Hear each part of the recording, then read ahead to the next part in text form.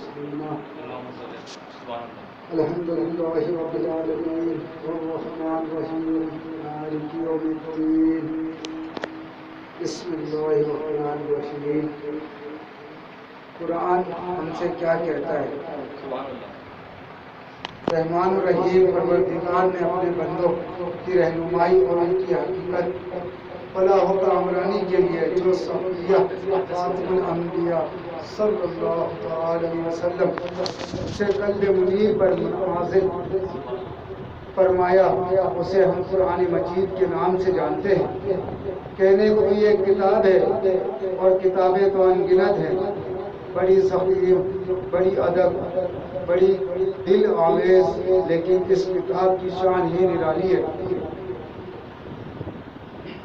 یہ صفیہ بے کتاب بھی ہے اور علم معرفت کا آفتاب جہاں تاب بھی ہے، جس کی زندگی کی حرارت اور ہدایت کا نور دونوں یکجاں اس کے حسن و جمال و قلب و نگاہ کو یکساں متاثر کرتا ہے. اس کی تجلیات سے دنیا وقت بھی دونوں جگمگاتے رہے ہیں.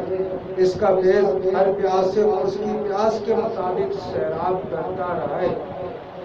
اس کا پیغام اگر عقل و خرید و لذت جستجو بخشتا ہے تو قلب و روح کو بھی شوق فراواں سے مالا مال کرتا ہے. اس کی تعلیم سے انسان خود شناس بھی اور خدا شناس بھی ہے. یہ کتاب مقدس ہر لحاظ سے سراپا اعجاز ہے. اس کا ہر پہلو اتنا دلربا ہے کہ اپنے پڑھنے والے کو محصور کرتا ہے.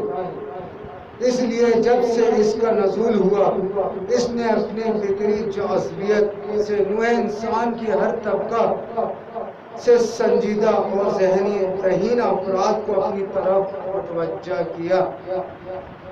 اس کے قطعاً مبلغہ نہیں کہ قرآن حکیم کے متعلق جتنا کچھ لکھا گیا اتنا کسی کتاب یا کسی موضوع پر نہیں لکھا گیا.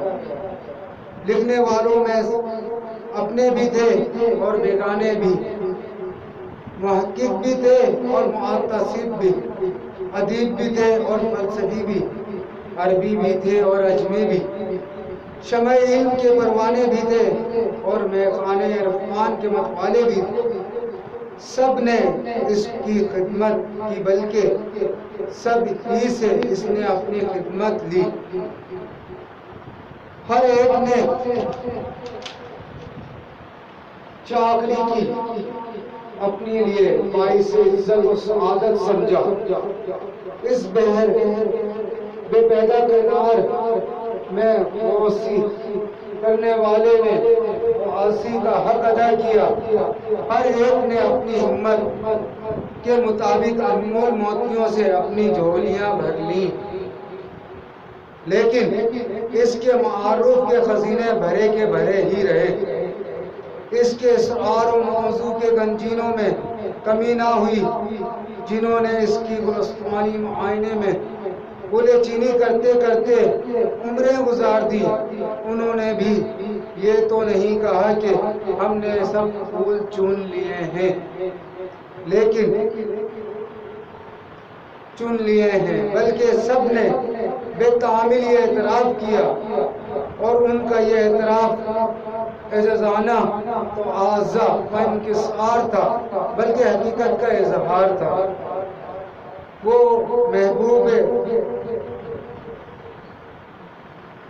مجبور تھے کہ اس کی روشن حقیقت کا اظہار کریں. جس میدان میں ابن جریر اور ابن کثیر جیسے محدث مؤخر، زمخشری اور ابن حیان اندلسی جیسے ادیب اور نقطہ شنج رازی اور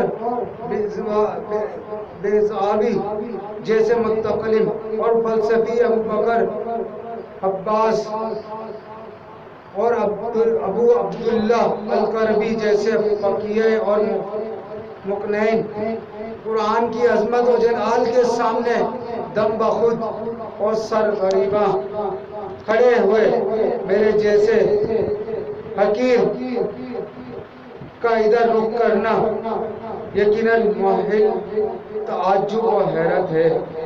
خدا شاہد ہے کہ کبھی بھولے تھے بھی یہ خیال نہیں آیا تھا کہ مجھے یہ کام کرنا ہے۔ میں یہ کام کرنے کی اہلیت رکھتا ہوں اور اپنے فہم و ادراک کے ناخن سے کسی پیچیدہ وغیرہ کو کھول سکتا ہوں۔ یہ میرے قلب میں اتنا زور ہے کہ میں نگار شعاعت قرآن فہمی کا راستے سے ساری رکاوٹیں دور کر سکتے ہیں۔ ان تمام کوتاہیوں کا پورا احساس ہوتے ہوئے یہ کچھ ہو گیا۔ اس کی تو یہ وجہ میرے پاس اس کے علاوہ کچھ نہیں ہے کہ میں یہ کہوں کہ اللہ رب العزت نے چاہا اور یہ ہو گیا۔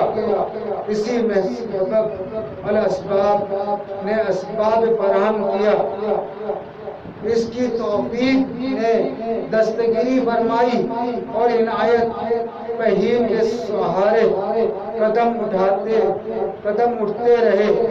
اس کی تائید مسلسل سے میں یہاں تک پہنچا اور اس کی بارگاہ بے کس پناہ میں دامن طلب پھیلائے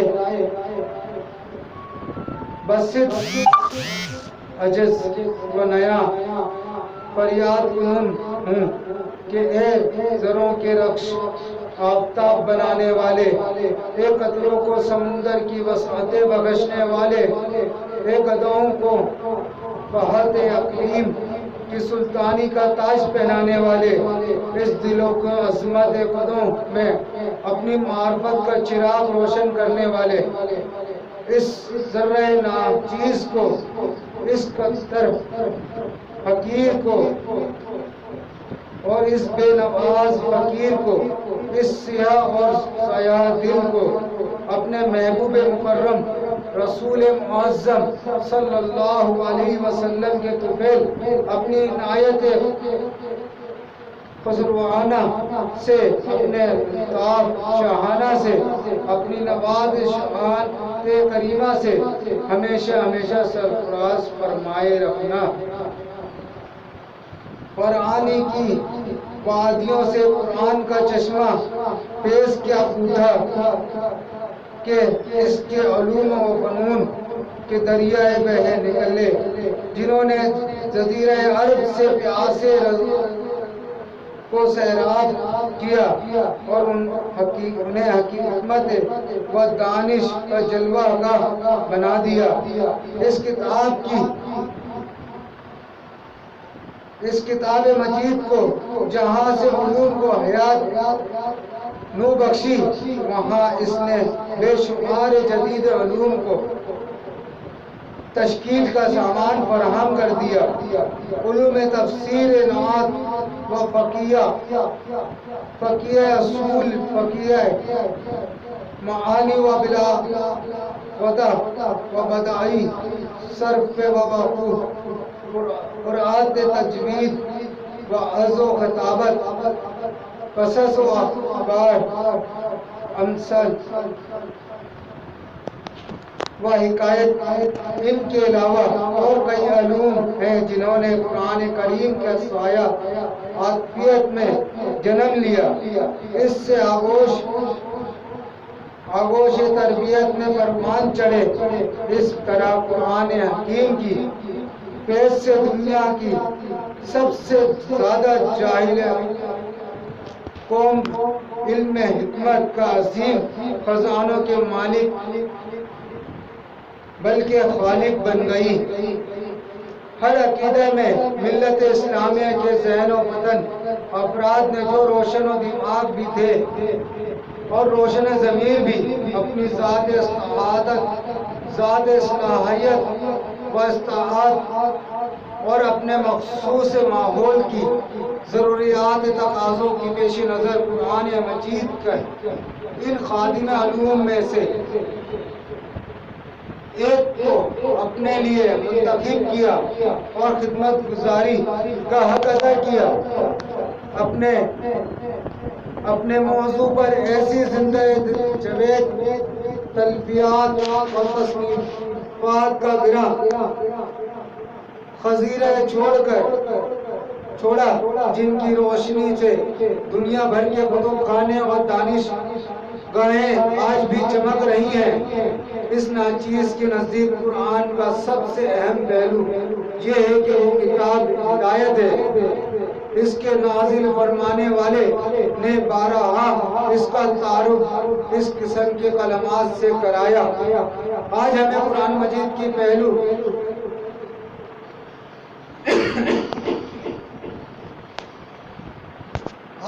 قرآن مجید کے اس کے پہلو پر زیادہ سے زیادہ توجہ دینی چاہیے، لیکن شمعی تبدیل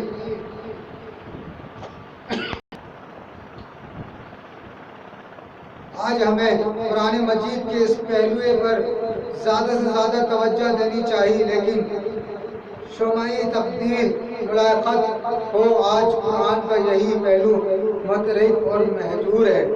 قرآن حکیم کا مقصد اولین انسان کی اصلاح تربیت فہیم ہے۔ اس سے اس کے نفس امارہ کا نفس مطمئنہ